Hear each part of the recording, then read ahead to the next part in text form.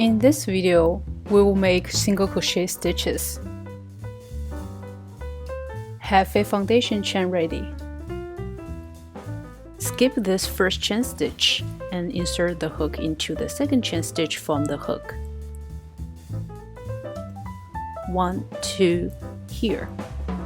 Let's see it again. 1, 2, insert the hook here. Then wrap the working yarn over the hook and pull it through the stitch. Now, there are 2 loops on the hook. 1, 2. Yarn over again, pull the yarn through both loops on the hook. 1 single crochet stitch is made.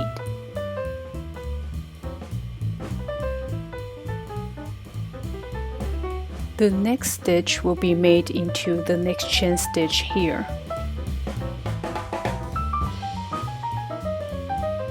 Insert the hook into the chain stitch. Yarn over, pull through. Yarn over again, and then pull through both loops on the hook. The second single crochet stitch is made. Let's continue to make more single crochet stitches on the foundation chain. When 1 single crochet stitch is made into each of the remaining chain stitches, 1 row is finished.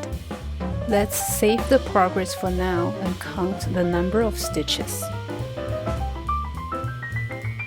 It's easier to count stitches looking from the top down.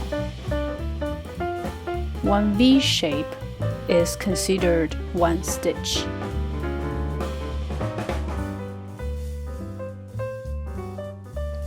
Remember that first chain stitch we skipped in the beginning? Usually, that chain stitch does not count as a stitch, unless a pattern states otherwise. In the example here, this row has 1, 2, 3, 4, 5, 6 single crochet stitches.